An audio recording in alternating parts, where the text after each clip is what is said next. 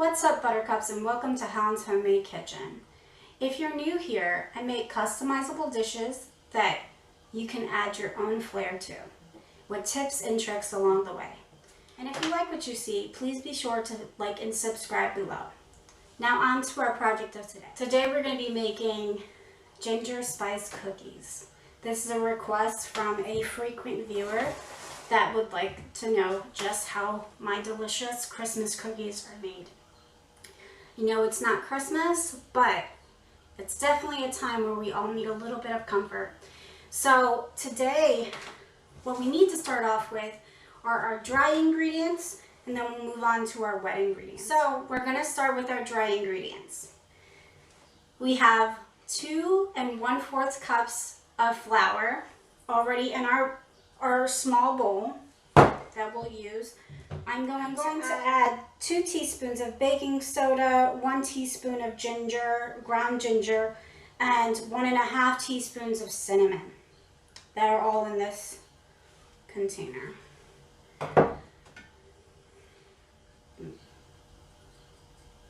Okay.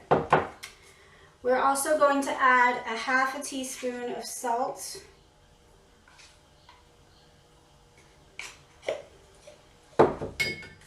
And we're going to add we have 3/4 teaspoon of cloves. Now I have whole cloves here. These are whole cloves. I just buy a big container and they'll last forever as long as they're not pre-ground. If you get pre-ground ingredients, they'll last a lot more time. And since I don't often use cloves as much as I do cinnamon and everything else, I don't get it pre-ground. It's actually more expensive all ground up. You can get less expensive, non-ground, and then grind it yourself. All you need is a coffee grinder, a small board grinder. These cost maybe like 15 bucks on Amazon. But if you don't have it, you can always use the pre-ground already. It just loses a lot of its flavor and its punch. So I'm going to do that. Just put in a couple.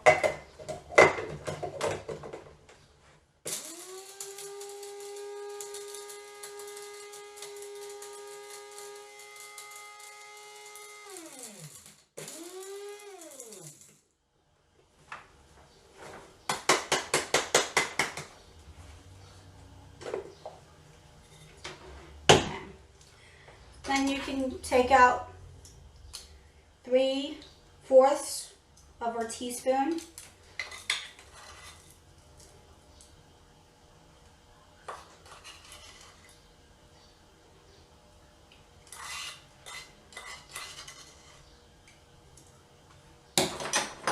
And then we're also going to grind up some allspice, which is another one I don't use as often.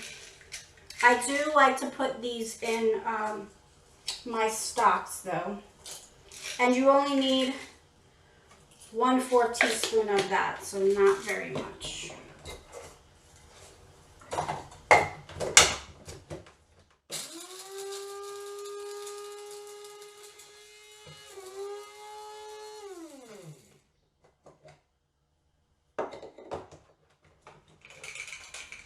All right. Take 1/4 teaspoon of that, and you can save the pre-ground if you have any more in there. I would just set it aside and you can use it for, you can put it in your ground container. Now we're done with that. We have our dry ingredients done.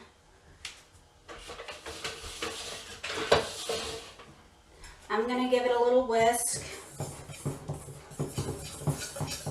This aerates it a little bit. It smells delicious already.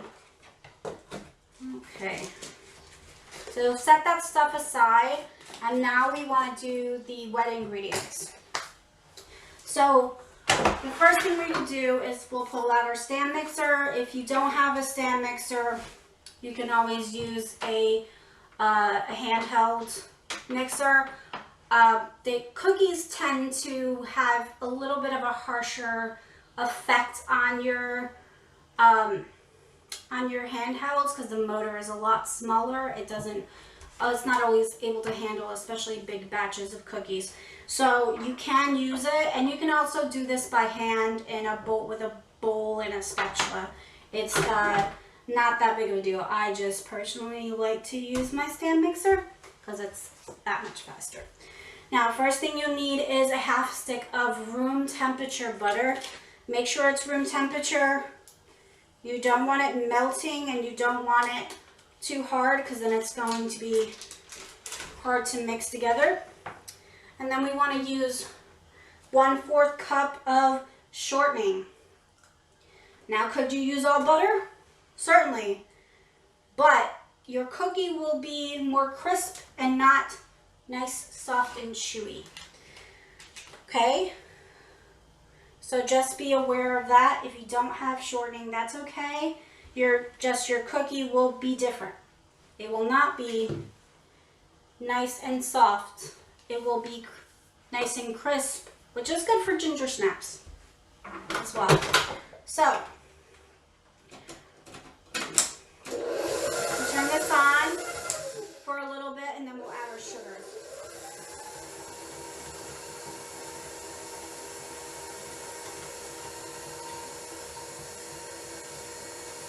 So now that that is ever so slightly combined, we're going to add our sugar. Now sugar is a dry ingredient, but when it comes to cookies and baking, it is used as a wet ingredient. So we're going to mix these together, and this is called the creaming method. Because you're taking the sugar and you're punching all those holes inside the butter, and it's going to make it nice and fluffy.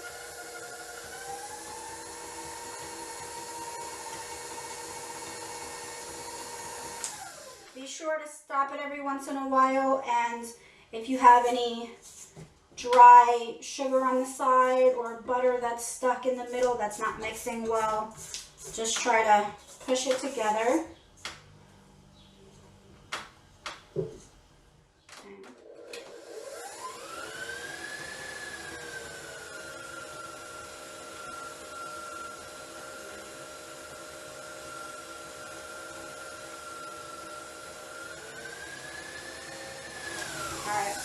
Now that that is nice and combined, all the sugar and the butter and the shortening, now you want to add your egg.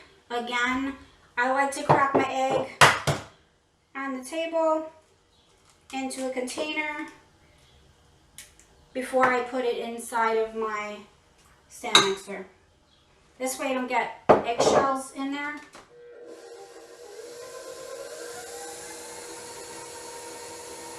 Also add your vanilla as well.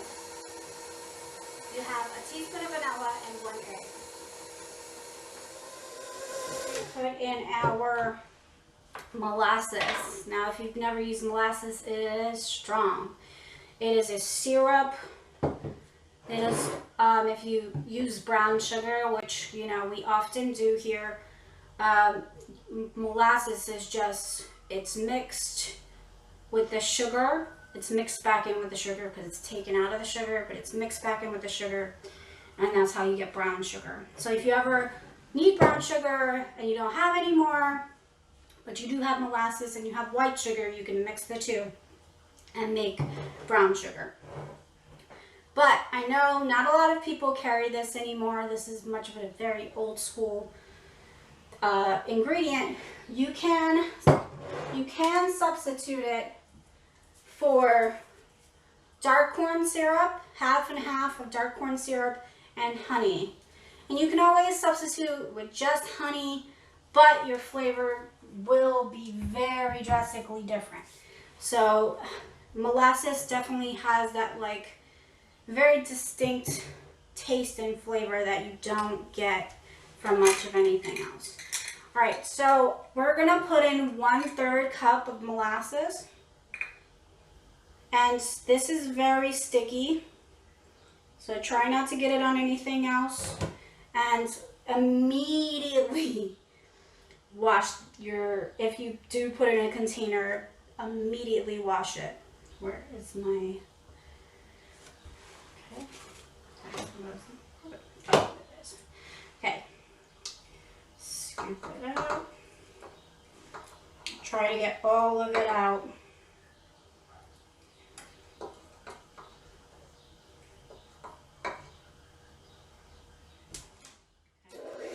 Now we're gonna mix that up.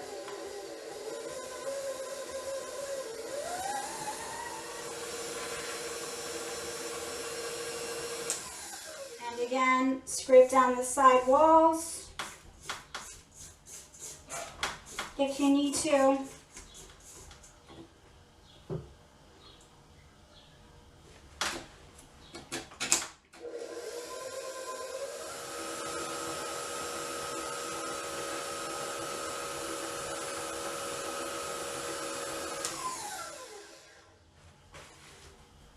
Okay, now that that's nice and combined, we can now put our dry ingredients in there.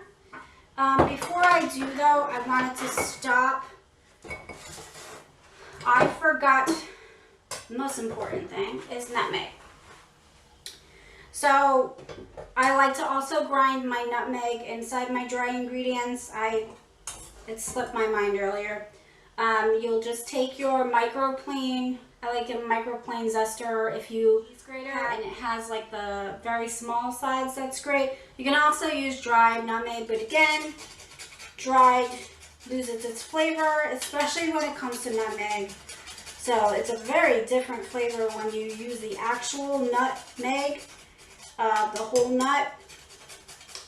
And alright, so we'll mix that together. Some crystallized ginger here. I'm gonna chop up some of that because much like you know, chocolate chip cookies, we're gonna throw it in right at the end. So I'm using about 1/4 cup of this once it's chopped up. You can use more or less depending on how much you really like ginger. Crystallized ginger or candied ginger does come comes in a package or container. It's if you get them in bulk, they're much cheaper. But here's a quick tip: you can make your own. I like to make my own. After I figured out how to do that, it's really simple and easy. And so cheap to do. There is no reason to go out and buy this stuff. So, you know, if you would like me to show you how to make crystallized ginger and post a video about that, leave a comment down below and let me know. So we're gonna chop these up and dice. Not very big, but not minced, not extremely fine, because you still want a little bit of crunch. Much like, you know, if you have nuts or chocolate chips in your cookies, you want to taste a little bit of it, right? You don't want to just all really tiny and you're not able to, you know, get a chunk of it. Okay, so that's about 1/4 cup. If you would like to have, obviously, like I said, if you want to have more crystallized ginger, you can always do that. And I'm going to set this aside. We're going to start putting in our dry mix. Put it in slowly. Okay?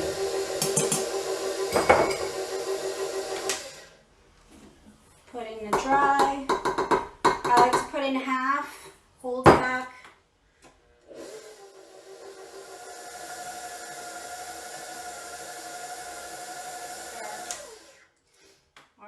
Now we're at the last remaining flour.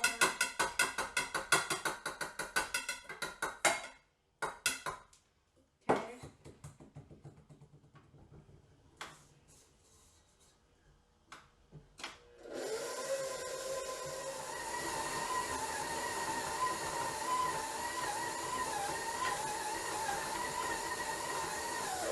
It's a very thick dough. It's a very thick dough. So now that we've done all of that, we can now add our crystallized ginger. If you don't have crystallized ginger, that is perfectly fine. You can omit it. It just adds an extra that you just, you know, you won't get without it. But if you do have it, if you don't have it, it's okay. All right. So once the dough is nice and combined, Jesus, it smells so good. Once you have that all combined, it smells so good in here. When I get everything off your paddle. So now we need our dough to rest. We'll have our dough. We're going to put our dough in the fridge for about 2 hours. We're going to come back. We're going to clean up and come back, and we'll get our cookies in the oven. Hello and welcome back. So now that our dough has been resting for 2 hours, we're going to ball it up and put it in the oven. My oven is preheating to 375. We have a cup of sugar that we're going to roll our dough balls in. And I have a cookie scoop. If you don't have a cookie scoop, you can always use just spoons, but I just use it for measurement purposes. So we're going to scoop about 1.5 tablespoons of dough, roll it up into a ball, and then we're going to toss it in the cup of sugar.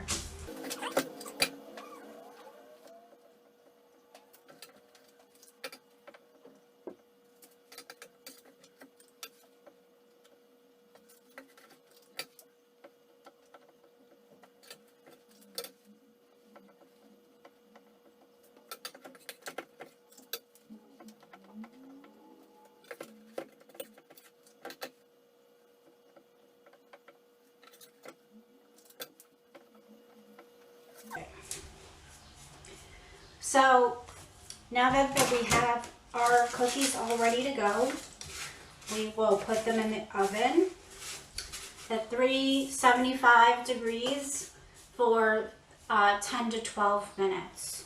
All right, check it about 10 minutes. If they still haven't crackled and spread out, then give it another 2 minutes. Okay, you don't want to leave them in there too long. They may not look completely cooked when you get to that point, but they will be perfectly cooked once they set down, because they will continue to cook once they get out of the oven. Okay, and I'll see you in 10 minutes.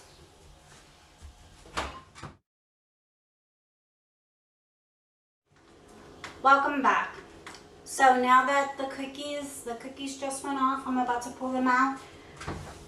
I'm gonna let them sit for a few minutes, and then we're able to put them on let them cool on the cookie rack.